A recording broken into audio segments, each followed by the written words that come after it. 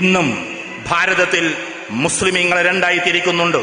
ഇന്നത്തെ പ്രധാനമന്ത്രി അത് നിങ്ങൾക്ക് ഉത്തരേന്ത്യയിൽ പോയാൽ മനസ്സിലാകും. ഒരാളെ നീളം കുപ്പായമിട്ട് പോവുകയാണെങ്കിൽ നിങ്ങൾ ദൈവബന്ധിയാണോ അതോ ബറേലവിയാണോ എന്ന് ചോദിക്കുക. ഞാൻ ബറേലവികളെ കുറ്റപ്പെടുത്തല്ല. ബറേലവിയാണ് എന്ന് പറഞ്ഞാൽ അവർക്ക് പ്രശ്നമില്ല. കാരണം ബറേലവികളിൽ പല ആളുകളും, എല്ലാവരും അല്ലട്ടോ, നല്ല ഒരുപാട് മനുഷ്യന്മാരുണ്ട്, അതിൽ പല ആളുകളും ഇന്ന് അവരോടൊപ്പമാണ്. നിങ്ങൾക്ക് ഉത്തരേന്ത്യയിൽ പോയാൽ മനസ്സിലാകും. അത് മുസ്ലിമീങ്ങളിൽ പെട്ടിട്ടുള്ള എല്ലാ ആളുകളുമല്ല, കുറച്ചാളുകൾ അദ്ദേഹത്തിന്റെ കൂടെയാണ്, നമ്മുടെ പ്രധാനമന്ത്രിയുടെ കൂടെയാണ്. അതുകൊണ്ടാണ് ഓരോ സ്ഥലത്തും ആരോഹണങ്ങൾ നടത്തുകയും ആരാർപ്പണം നടത്തുകയും പ്രധാനമന്ത്രിക്ക് തലപ്പാവ് അണിഞ്ഞു കൊടുക്കുകയും ചെയ്യുന്നത് ഇങ്ങനെയുള്ള ആളുകളാണ്. അത് അദ്ദേഹത്തിന് അറിയുന്നത് കൊണ്ടാണ് മുസ്ലിം പക്ഷം മൊത്തത്തിൽ പ്രശ്നമൊന്നുമല്ല, കുറെ ആൾക്കാർ ഞങ്ങളോടൊപ്പമുണ്ട് എന്ന് പ്രധാനമന്ത്രി പറഞ്ഞുകൊണ്ടിരിക്കുന്നത്. ഞാൻ പറഞ്ഞു വരുന്നത്, മൂർശനകത്ത് കുടുംബം എന്നും ഈ പറയുന്ന വിപ്ലവത്തിന്റെ കൂടെയായിരുന്നു, എല്ലാ അർത്ഥത്തിലും പടയോട്ടത്തിന്റെ കൂടെയായിരുന്നു. അതുകൊണ്ട് പുതിയ തലമുറയിലെ കുട്ടികളോട് ആമുഖമായി ഞാൻ പറഞ്ഞുകൊള്ളട്ടെ, ഇവിടെ ഇരിക്കുന്ന വിദ്യാർത്ഥി കൂട്ടങ്ങളോട് അതിനോടനുബന്ധമായി പറഞ്ഞുകൊള്ളട്ടെ, ഇന്നലെ ഏകദേശം ഉച്ചയായപ്പോഴേക്കും ന്യൂയോർക്ക് സിറ്റിയും നമ്മുടെ നാടും തമ്മിൽ ഒരുപാട് വ്യത്യാസമുണ്ട്. ഉദാഹരണത്തിന് ഞാൻ അവിടുത്തെ ഒരു PhD ചെയ്യുന്നുണ്ട്. രാവിലെ 6 മണിക്കാണ് എനിക്ക് ക്ലാസ് ഉണ്ടാവുക. പക്ഷേ അത് തലേ ദിവസം രാത്രിയാണ് അവിടെ ക്ലാസ് ഉണ്ടാവുക. എന്ന് പറഞ്ഞാൽ അവിടുത്തെ വൈകുന്നേരം 8 മണി എന്ന് പറഞ്ഞാൽ നമുക്കിവിടെ രാവിലെ ഏകദേശം 6-7 മണിയാണ്. നമുക്ക് 16-ാം തീയതി ക്ലാസ്. ഞാൻ അങ്ങനെ കുടുങ്ങിയിട്ടുണ്ട്. എൻ്റെ ഗൈഡ് ലിൻഡ എന്ന് പറയുന്ന ലേഡിയാണ്, 65 വയസ്സാവാറെ 60 വയസ്സ് കഴിഞ്ഞു. അവർ പറയാറുണ്ട് 15ന് ക്ലാസ് ഉണ്ടാവും എന്ന് പറയും. ആദ്യമൊക്കെ എനിക്ക് പേക്കുമായിരുന്നു, കാരണം 15ന്റെ ക്ലാസ് നമ്മൾ പങ്കെടുക്കുമ്പോൾ 16th ആയിട്ടുണ്ടാവും. അപ്പൊ 15th എന്ന് പറഞ്ഞാൽ 15ന് നമ്മൾ പങ്കെടുക്കണം എന്നതാണ്. അത്രയും വ്യത്യാസമുണ്ട്. അമേരിക്ക നമ്മുടെ കുറെ പിന്നിലാണ്.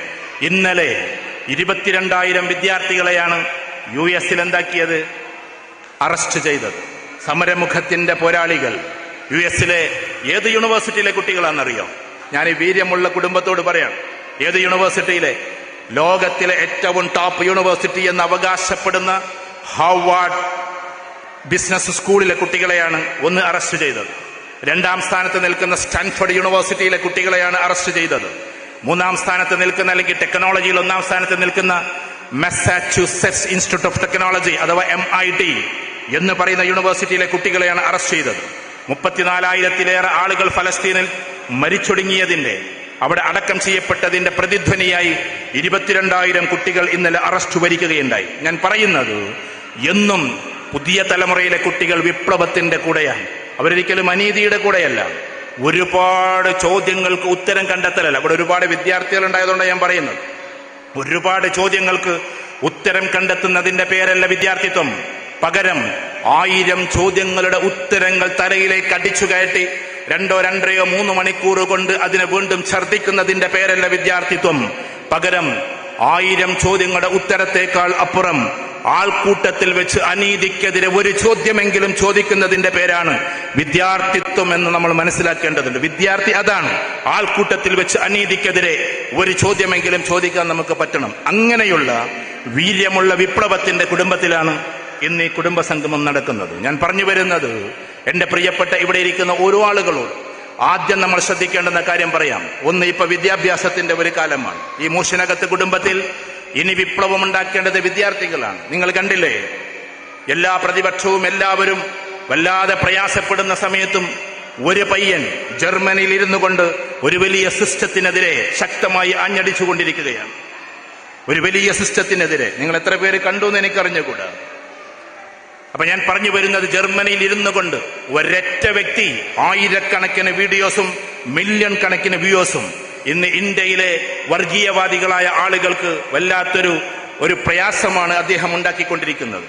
എ സിംഗിൾ മാൻ, ഒരൊറ്റ വ്യക്തിക്ക് എന്ത് ചെയ്യാൻ പറ്റും, ക്യാൻ ചേഞ്ച് ദ വേൾഡ് എന്ന് അദ്ദേഹം നടപ്പിലാക്കിക്കൊണ്ടിരിക്കുകയാണ്. ഒരു വ്യക്തിക്ക് ലോകത്തെ മാറ്റാൻ പറ്റുമെന്നൊരു രൂപത്തിലേക്ക് കാര്യങ്ങൾ പോവുകയാണ്. ഞാൻ അദ്ദേഹത്തിന്റെ ശക്തിയെക്കുറിച്ചൊന്നുമല്ല, അതാണ് വല്ലാത്ത കാഴ്ചപ്പാടുള്ള കുട്ടികൾ ഉണ്ടായാലുള്ള ഞാനിത് പറയാനുള്ള കാരണം എന്താണെന്നറിയോ? മൂർശനകത്ത് കുടുംബത്തിന്റെ, ഞാൻ ഇതേപോലെ തന്നെ വാര്യംകുന്നത്ത് കുഞ്ഞഹമ്മദ് ഹാജിയുടെ കുടുംബ സംഗമത്തിന് പോയിട്ടുണ്ട്. ഇതേപോലെ തന്നെ ബാഫക്കി തങ്ങളുടെ കുടുംബ സംഗമത്തിൽ പോയിട്ടുണ്ട്. അലി മുസ്ലിയാരുടെ കുടുംബ സംഗമത്തിന് ഞാൻ പോയിട്ടുണ്ട്. അവിടെയെല്ലാം പ്രസംഗിച്ചതിന്റെ ഒരു ബാക്കി ഭാഗം എന്ന പോലെ ഞാൻ നിങ്ങളോട് പറയാണ്, പഴയകാല ചരിത്രം മാത്രം നോക്കിയിരുന്നാൽ നമ്മളാരും നമ്മളാവുകയില്ല. പഴയകാല ചരിത്രം 20% മാത്രമേ നമ്മൾ പറയാവൂ. ആ 20% 100% നമ്മൾ പറയണം. ബാക്കി 40% നമുക്കെങ്ങനെ ആ ചരിത്രത്തിന്റെ ഭാഗമാകാമെന്ന അടുത്ത തലമുറയുടെ ചിന്തകളാണ്. ബാക്കി 40% ഇപ്പോഴുള്ള സിസ്റ്റത്തെ എങ്ങനെ ശരിപ്പെടുത്തി കൊണ്ടുപോകാം എന്നതുമാണ്. ഇപ്പോഴുള്ള സിസ്റ്റത്തെ ശരിപ്പെടുത്തലും അടുത്ത ഏകദേശം ഒരു 50 വർഷത്തേക്കെങ്കിലും എങ്ങനെ ഈ മൂർഷിനകത്ത് കുടുംബത്തിന് 50 വർഷം കൊണ്ട് പ്രൗഢോജ്വലമായ വീണ്ടും ഒരു നല്ല കുടുംബമാക്കി മാറ്റാം എന്ന പദ്ധതിയുടെ പേരാണ് നമ്മൾ നടപ്പിലാക്കേണ്ടത്. ആ പദ്ധതികളാണ് നമ്മൾ ഇടേണ്ടത്. ഞാനതൊരു പ്രസംഗമായി പറഞ്ഞു പോരാ, നിങ്ങൾ ചിന്തിക്കാൻ വേണ്ടിയിട്ട് പറയാം. ഉദാഹരണത്തിന് ഇപ്പൊ കുട്ടികളുടെ ചിന്ത എന്താ? അങ്ങനെ ഒരു വെല്ലിപ്പുണ്ടായിരുന്നു, അങ്ങനെ കുറെ സമരമുഖങ്ങൾ നടന്നിരുന്നു, അതുകൊണ്ട് നമ്മളെല്ലാവരും അതിന്റെ പേരക്കുട്ടികളാണ്. അങ്ങനെ വൈക്കം മുഹമ്മദ് ബഷീർ സാഹിബിന്റെ എന്റെ പാപ്പാക്കൊരു ആനുണ്ടായിരുന്നു എന്ന കഥ പോലെ നമ്മൾ ഒരാളുടെ പേര് മാത്രം പറഞ്ഞിട്ട് ഇങ്ങനെ ആസ്വാദവൽക്കരണത്തിലൂടെ പോയാൽ പോരാ. നമ്മുടെ സിഗ്നേച്ചർ എന്താണ്? നമ്മുടെ കയ്യൊപ്പ് എന്താണ്? അതാണ് ഏറ്റവും പ്രധാനം. ഈ ഇരിക്കുന്ന ഓരോ ആളുകളുടെയും കയ്യൊപ്പ് എന്താണ്? ഇപ്പൊ എന്റെ പിതാമഹനും ഇതേപോലെ മഹലിൽ വേണ്ടപ്പെട്ട ആളായിരുന്നു, ഇതേപോലെ തന്നെ തീരുമാനങ്ങൾ എടുത്തിരുന്ന ആളായിരുന്നു, എല്ലാവർക്കും വലിയ ഇഷ്ടമുള്ള ആളായിരുന്നു. അത് പറഞ്ഞിട്ട് ആ കഥയിലൂടെ ഇരിക്കുകയല്ല. ആ പിതാമഹന്റെ ഏതെങ്കിലും ഒരു കാൽപ്പാടുകൾ അനുകരിച്ചുകൊണ്ട് അതേപോലൊരു സിഗ്നേച്ചർ എനിക്കിടാൻ പറ്റുമോ എന്ന് ചിന്തിക്കുമ്പോഴാണ് നമ്മളായി മാറുന്നത്. നമ്മൾ ചരിത്രത്തെ വായിക്കുന്നത് നമ്മൾ ചരിത്ര പുരുഷന്മാർ ആകാൻ വേണ്ടിയിട്ടാണ്. അതുകൊണ്ട് ഇവിടെയുള്ള വിദ്യാർത്ഥികളോടാണ് എനിക്ക് ആദ്യമായി പറയാനുള്ളത്. ആദ്യം നിങ്ങളോട് പറയാനുള്ളത്, ഇവിടെ നിങ്ങൾ ഇന്ന് മൊബൻറ്റോകളൊക്കെ കൊടുത്തിട്ടുണ്ടാകുമെന്ന് വിചാരിക്കുന്നു അല്ലെ? മൊബൻറ്റോകളൊക്കെ ഇനി വരാൻ പോണേ ഉള്ളൂ. മൊമെന്റ് ഉണ്ടാകും, ചിലപ്പോൾ നിങ്ങൾക്ക് ഷാൾ ഉണ്ടാകും, എല്ലാം ഉണ്ടാവും, നടക്കട്ടെ. പക്ഷേ എങ്ങനെയുള്ളവരായിരിക്കണം അത് വാങ്ങിക്കേണ്ടത്? നമ്പർ 1, ഏറ്റവും ബ്രൈറ്റായ സ്റ്റുഡൻസിന് നമ്മൾ കൊടുക്കണം. നിങ്ങളുടെ കൂട്ടത്തിൽ ബ്രൈറ്റായ സ്റ്റുഡൻസ് ഒരുപാടുണ്ടാവും, എല്ലാവരും ബ്രൈറ്റാണ്. ഇപ്പൊ എന്നെ ഇവിടെ ക്ഷണിച്ചതായിരിക്കുന്ന ഡോക്ടർ മാഷൂഖാണ്. എൻ്റെ ഒരു മോന്റെ പേര് മാഷൂഖ് ആയതുകൊണ്ടാണ് ഞാൻ പേരെങ്ങനെ മറക്കാത്തത്. നിങ്ങളെ പേരുള്ള മാഷൂഖ് ലണ്ടനിൽ പഠിക്കാം, എൻ്റെ മോന് പഠിക്കാം. അപ്പൊ ഞാൻ പറഞ്ഞ ഡോക്ടർ മാഷൂഖാണ് ഇങ്ങോട്ട് ക്ഷണിച്ചിട്ടുള്ളത്. അപ്പൊ നമ്മളെ സംബന്ധിച്ചിടത്തോളം എന്താണ് ബ്രൈറ്റ് സ്റ്റുഡൻസ് എന്ന് കൊണ്ട് ഉദ്ദേശിക്കുന്നത്? ഏതെങ്കിലും ഒരു എൻട്രൻസ് എഴുതിയിട്ട് തൽക്കാലം ഏതെങ്കിലും ഒരു കോഴ്സ് കഴിഞ്ഞ് പുറത്തേക്ക് ഇറങ്ങലാണോ? അല്ല. ഈ ലോകത്തിൽ അപാരമായ പ്രതിഭകളായി തീരാൻ അത്തരം യൂണിവേഴ്സിറ്റിയിലേക്ക് നമ്മൾ എത്തലാണ്. ഇവിടെ ഡോക്ടേഴ്സ് ഉണ്ടെങ്കിൽ ക്ഷമിച്ചേക്കുക, ഡോക്ടേഴ്സ് വലിയ കാര്യമുള്ള ആൾക്കാർ തന്നെയാണ്, ആരും കുറവൊന്നുമല്ല. പക്ഷേ ഇപ്പൊ ഉദാഹരണത്തിന് ഇപ്പൊ ഇലക്ഷൻ കഴിഞ്ഞതുകൊണ്ട് പറയാമല്ലോ, അതിന് മുമ്പ് പറയുമ്പോഴാണ് പ്രശ്നം. ഇപ്പൊ ശശി തരൂരിനെ ചൂണ്ടിക്കൊണ്ട് അദ്ദേഹം ഇന്ന യൂണിവേഴ്സിറ്റിയിൽ പഠിച്ച ആളായതുകൊണ്ടാണ് ഇത്ര സമർത്ഥൻ എന്ന് പറയാൻ എളുപ്പമാണ്. പക്ഷെ അതുപോലെ പഠിക്കൽ കുറച്ചൊരു പ്രയാസമാണ്. അപ്പൊ മൂർഷിനകത്ത് കുടുംബത്തിൽ നിന്ന് ഇനി ഉണ്ടാകേണ്ടത് അത്തരം കഥാപാത്രങ്ങൾ. ഞാൻ ശശി തരൂരിനെ പറയല്ല, നിങ്ങൾ ആരെയും എടുത്തോ, ഇന്ത്യയിൽ വലിയ മാറ്റങ്ങൾ കൊണ്ടുവന്നവരൊക്കെ അങ്ങനെ പഠിച്ചവരാണ്. നിങ്ങൾ പോകുന്ന എയിംസ്, നിങ്ങൾ പോകുന്ന IIT, നിങ്ങൾ പോകുന്ന IIM, ഇതൊക്കെ ഉണ്ടാക്കിയതാരാ? ഇന്ത്യയുടെ ഒരൊറ്റ പ്രധാനമന്ത്രിയാണ്. ആ പ്രധാനമന്ത്രിയുടെ പേര് പണ്ഡിറ്റ് ജവഹർലാൽ നെഹ്റു എന്നാണ്. അതുകൊണ്ടാണ് ഇന്ത്യയുടെ വിഷണറി എന്ന് അദ്ദേഹത്തെ പറയപ്പെടുന്നു. ഈ പണ്ഡിറ്റ് ജവഹർലാൽ നെഹ്റു ഉണ്ടാക്കിയത് എന്തുകൊണ്ടാണ്? അദ്ദേഹം ഹാർവാർഡ് ബിസിനസ് സ്കൂളിൽ പോകുന്നു, അവരോട് ആവശ്യപ്പെടുന്നു ഞങ്ങൾക്ക് ഇങ്ങനെ ഒരു യൂണിവേഴ്സിറ്റി വേണമെന്ന്. അങ്ങനെ ഹാർവാർഡ് യൂണിവേഴ്സിറ്റി ഡിസൈൻ ചെയ്ത് കൊടുക്കുന്നു. അതിന്റെ പേരാണ് ഇന്ത്യൻ ഇൻസ്റ്റിറ്റ്യൂട്ട് ഓഫ് മാനേജ്മെന്റ്. കാറ്റ് പരീക്ഷ എഴുതി പോകേണ്ടത്. അദ്ദേഹം MIT, Massachusetts institute of technology സന്ദർശിക്കുന്നു. ഇതേപോലെ ഒരു യൂണിവേഴ്സിറ്റി അല്ലെങ്കിൽ ഒരു സ്ഥാപനം ഞങ്ങൾക്ക് വേണമെന്ന് ആവശ്യപ്പെടുന്നു. അങ്ങനെയാണ് IIT, ഇന്ത്യൻ ഇൻസ്റ്റിറ്റ്യൂട്ട് ഓഫ് ടെക്നോളജിയുടെ തുടക്കമുണ്ടാകുന്നത്. അപ്പൊ ഇത്തരം ക്യാമ്പസിലേക്ക് നമ്മൾ എന്ത് ചെയ്യണം? എൻട്രൻസ് എഴുതി പോകണം. ഞാനിവിടെ ഇൻഫോസിസിന്റെ ചെയർമാനെ ഓർത്തു പോവുകയാണ്. നമ്മൾ വിദേശം മാത്രം പറഞ്ഞാൽ പോരല്ലോ. ഇൻഫോസിസിന്റെ ചെയർമാൻ അദ്ദേഹത്തിന്റെ മകനെ US കൊണ്ടുപോയി ചേർത്തു എഞ്ചിനീയറിംഗിന്. അത് കഴിഞ്ഞിട്ട് MBAക്ക് വേണ്ടി. അപ്പൊ എഞ്ചിനീയറിംഗിന് ചേർത്തപ്പോ അദ്ദേഹത്തിന്റെ മകനെ കാണാൻ വേണ്ടി ഒരു ദിവസം പോവാൻ. US വിസ അദ്ദേഹത്തിന് എപ്പോഴും ഉണ്ടാവുമല്ലോ. അപ്പൊ അദ്ദേഹം വരുന്നു എന്ന് കേൾക്കുമ്പോൾ കോളേജിൽ ഒരു ടോക്ക് ഷോ, അദ്ദേഹത്തോടൊരു വലിയ സംസാരം വെക്കാൻ വിദ്യാർത്ഥികൾ വിചാരിക്കുന്നു. കാരണം ലോകത്തിൽ ഏറ്റവും അറിയപ്പെടുന്ന 200 പേരിൽ ഒരാളാണ് ഈ പറയുന്ന ഇൻഫോസിസിന്റെ ചെയർപേഴ്സൺ. അതുകൊണ്ട് അദ്ദേഹത്തോടൊരു ടോക്ക് ഷോ നടത്താൻ വേണ്ടി ഒരു തീരുമാനിക്കുന്നു. അങ്ങനെ അദ്ദേഹത്തോട് ചോദിച്ച ചോദ്യം ഒന്നിതായിരുന്നു: നിങ്ങൾ എന്തുകൊണ്ടാണ് ഇത്രയും വലിയ ക്യാമ്പസുകളൊക്കെ ഉണ്ടായിട്ടും എന്തുകൊണ്ടാണ് നിങ്ങൾ US കൊണ്ടുവന്ന് ചേർത്തത് എന്ന ചോദ്യത്തിന് അദ്ദേഹം കൊടുത്ത മറുപടി IIT-യിലെ എൻട്രൻസ് ആയ JEE കിട്ടാത്തത് കൊണ്ട് എന്നായിരുന്നു. നിങ്ങൾ ശരിക്കും മനസ്സിലാക്കണം. അല്ലാതെ IIT മോശമായതുകൊണ്ടെന്നല്ല, IIT-യിലെ ജോയിന്റ് എൻട്രൻസ് എക്സാം കിട്ടാത്തത് കൊണ്ടാണ് ഞാൻ US കൊണ്ടുവന്ന് ചേർത്തത് എന്നാണ് ഒരു ഇന്ത്യക്കാരൻ മറുപടി പറഞ്ഞത്. അതുകൊണ്ട് നമ്മുടെ കുട്ടികളെ എങ്ങനെയാണ്, ഇന്നിപ്പോ നീറ്റ് എക്സാമാണ്, ഇന്നത്തെ ദിവസം നീറ്റ് എക്സാം നടക്കാൻ നമ്മുടെ ഈ കുടുംബത്തിൽ നിന്ന്, ഈ മൂസിങ്ങാനകം മൂർശിങ്ങാനകം കുടുംബത്തിൽ നിന്ന് എത്ര പേര് ഇന്ന് എൻട്രൻസിന് പോയി എന്ന കണക്കാണ് നമുക്കുണ്ടാകുന്നത്. ഞാനൊരു വിവാദം പറയല്ല. നീറ്റ് കിട്ടിയിട്ട് എൻട്രൻസിൽ നിങ്ങൾ എന്തായി മെറിറ്റ് അടിസ്ഥാനത്തിൽ പോയാലും ഇവിടെയുള്ള മാനേജ്മെന്റ് തലത്തിലുള്ള മെഡിക്കൽ കോളേജിൽ നിങ്ങൾക്ക് കിട്ടിയാലും ഏറ്റവും ചുരുങ്ങിയത് ഒരു വർഷത്തിൽ 8 ലക്ഷം രൂപ എന്ത് കൊടുക്കണം? ഫീസ് അടക്കണം. എന്ന് വെച്ചാൽ MBBS കഴിഞ്ഞിറങ്ങാൻ ഏത് ദാരിദ്ര്യത്തിന്റെ പടുകുഴിയിലാണെങ്കിലും നീറ്റ് കിട്ടിയാലും MES പോലെയുള്ള മെഡിക്കൽ കോളേജിലാണ് കിട്ടുന്നതെങ്കിൽ 8 ലക്ഷം രൂപ നിങ്ങൾ എന്ത് കൊടുക്കണം? ഫീസ് കൊടുക്കണം. 40 ലക്ഷം രൂപയില്ലാതെ ഇത് ഇങ്ങോട്ട് ഇറങ്ങാൻ പറ്റൂല. അപ്പൊ ഈ കോളേജുകളുടെ പ്രത്യേകത എന്താ? വളരെ ശ്രദ്ധിക്കണം. ഞാൻ പറയുന്നു, ഈ മൂർശിങ്ങാനകം കുടുംബത്തിലെ ഏതെങ്കിലും ഒരു കുട്ടിക്ക് പറയാൻ പറ്റുമോ എയിംസിൽ എത്രയാ ഫീസ് ഒരു വർഷത്തിലെന്ന്? ഗൂഗിൾ ചെയ്ത് നോക്കല്ലേ കേട്ടോ, വേഗം ഗൂഗിൾ മക്ക പോവാ. ഒരു വർഷത്തിൽ എത്രയാണ് എയിംസിലെ ഫീസ് എന്ന് ഈ മൂർശിങ്ങാനകം കുടുംബത്തിൽ ഏതെങ്കിലും ഒരു കുട്ടി പറഞ്ഞാട്ടെ. എത്ര? 4000. നിങ്ങളവിടെ പഠിച്ചതാണോ? അല്ല, അതിലും കുറവാണ്. ഒരു വർഷത്തിൽ 1500 രൂപ മാത്രമാണ് എയിംസിലെ fee. All India institute of medical സയൻസിൽ 1500 രൂപ ഉണ്ടെങ്കിൽ ഒരു വർഷം നിങ്ങൾക്ക് പഠിക്കാം. അതെന്തുകൊണ്ടാ? ഈ ലോകത്തിൽ പൈസയേക്കാൾ വില മനുഷ്യന്റെ ബ്രെയിനാണ്. ഇന്റലക്ച്വൽ ക്യാപിറ്റൽ എന്ന് പറയുന്ന ഒരു സാധനമുണ്ട്. അത് സാധാരണ ഉള്ള ക്യാപിറ്റൽ ഉണ്ടല്ലോ, നമ്മുടെ സമ്പത്ത്, ആ സമ്പത്തിനേക്കാളും മേലെയാണ്. ഇന്ത്യക്കാരനായ ഒരു IITN പിന്നീട് പുറത്തുപോയി പഠിച്ചെങ്കിലും അദ്ദേഹം ഗൂഗിൾ എന്ന് പറയുന്ന കമ്പനിയുടെ CEO ആയി മാറും. ചെന്നൈക്കാരൻ. അദ്ദേഹത്തിന്റെ പേര് നിങ്ങൾക്കൊക്കെ അറിയാം. എന്താ പേര്? ആരോടാ ചോദിക്കണല്ലേ? സുന്ദർ പിച്ചെ. സുന്ദർ പിച്ചെ അതിന്റെ പൊസിഷനിൽ ഇരുന്നു. ഇന്നും ഒരു നയാ പൈസ പോലും ഗൂഗിളിന് വേണ്ടി അദ്ദേഹം ഇറക്കിയിട്ടില്ല. പക്ഷെ ഗൂഗിൾ അദ്ദേഹത്തിന് കൊടുക്കുന്നത് അപാരമായ കോടികളാണ്. എന്തുകൊണ്ടെന്നാൽ പൈസ ഇറക്കിയവരെക്കാൾ തലച്ചോറിന് പ്രാധാന്യം കൊടുക്കുന്നത് കൊണ്ടാണ്. കാരണം ഈ ലോകത്തിൽ ഏറ്റവും കൂടുതൽ വാല്യൂ പൈസക്കല്ല, ഇന്റലക്ച്വൽ ഇൻവെസ്റ്റ്മെന്റ്, ഇന്റലക്ച്വൽ ക്യാപിറ്റൽ എന്ന് പറയുന്ന ഒരു സാധനമുണ്ട്. ഞാനിവിടെ കുട്ടികളോട് പറയാം, നിങ്ങൾ പഠിച്ചുയർന്നിട്ട് നല്ലൊരു സ്ഥലത്തെത്തി, നിങ്ങളൊരു സ്ട്രാറ്റജിക്കലായിട്ടൊരു സാധനം ഫോം ചെയ്ത് നിങ്ങളൊരു സ്റ്റാർട്ടപ്പ് തുടങ്ങി അതിലേക്ക് ഏഞ്ചൽ ഫണ്ട് ക്ഷണിച്ചു കഴിഞ്ഞാൽ, ഏഞ്ചൽ ഫണ്ട് പലർക്കും അറിയായിരിക്കും, ഏഞ്ചൽ ഫണ്ട് ക്ഷണിച്ചു കഴിഞ്ഞാൽ നിങ്ങൾക്ക് കിട്ടാൻ പോകുന്നത് എത്രയാണെന്നറിയോ? ഇന്ന് ബാംഗ്ലൂരിലെ എത്ര ചെറിയ ചെറിയ പിള്ളേരതൊക്കെ ചെയ്യുന്നതെന്നറിയോ?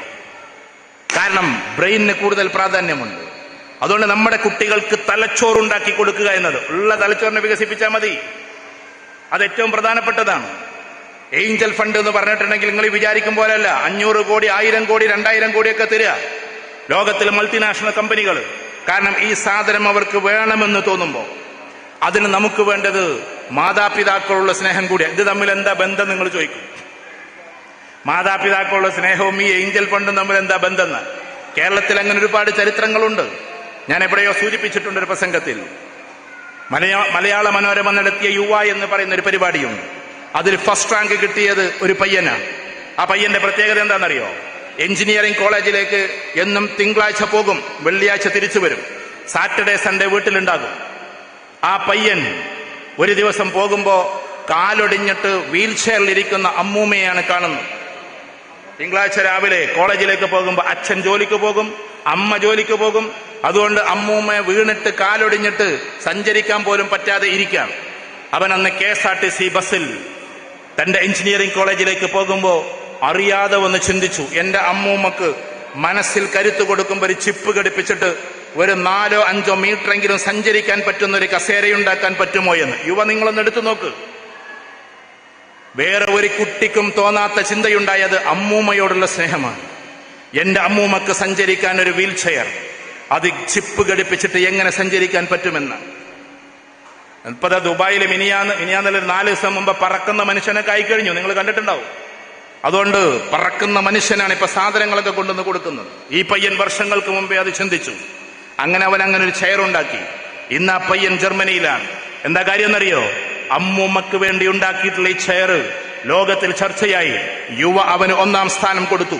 ഇന്നവൻ വലിയ തോതിലേക്ക് വളർന്നിരിക്കാൻ ഓൺലി ബിക്കോസ് ഓഫ് ഗ്രാൻഡ്മ. അവന്റെ ഗ്രാൻഡ്മയെ കൊണ്ട് അവന് കിട്ടിയിട്ടുള്ള ഉന്നതമായ കരിയറായിരുന്നു അത്. അതുകൊണ്ടാണ് മാതാപിതാക്കളെയും ഉമ്മാമ്മമാരെയും സ്നേഹിച്ചു കഴിഞ്ഞാലും നമ്മുടെ ബുദ്ധിശക്തി കൂടുമെന്ന് പറയുന്നത്.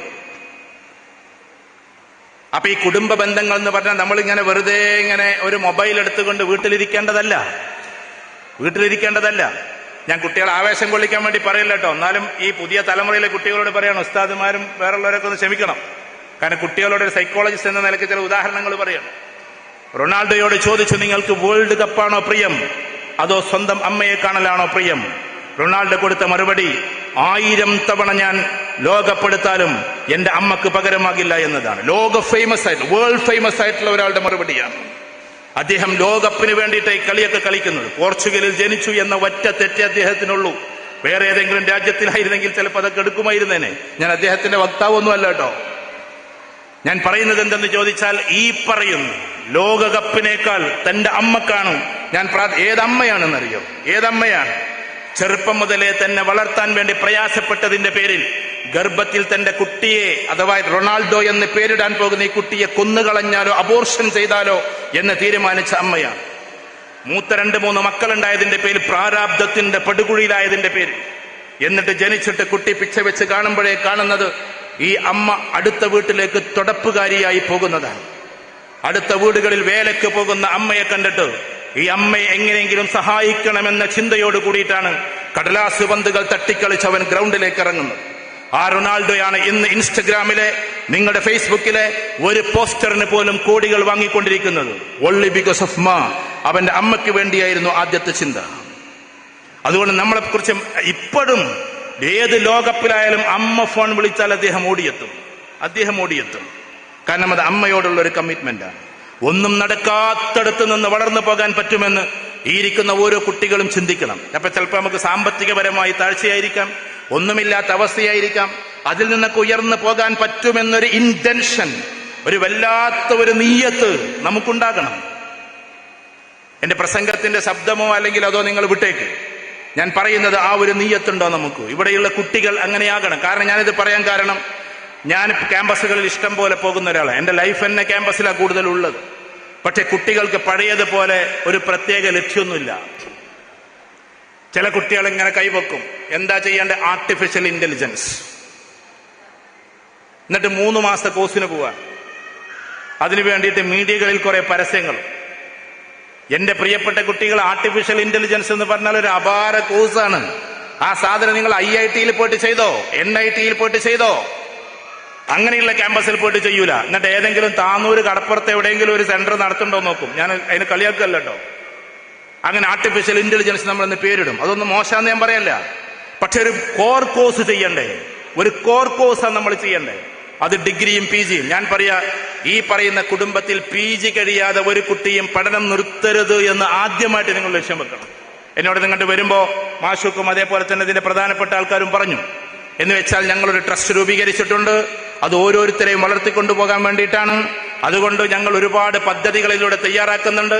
ഇതൊക്കെ കേൾക്കുമ്പോൾ നമുക്ക് തോന്നും അതൊക്കെ നടക്കുമോ, ഇതൊക്കെ നടക്കുമോ എന്ന് ചിന്തിക്കല്ലേ.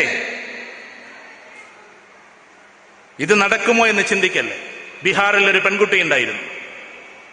ആ പെൺകുട്ടി സ്കൂളിൽ ഓട്ടത്തിന് വേണ്ടിയിട്ട് പേര് കൊടുത്തു.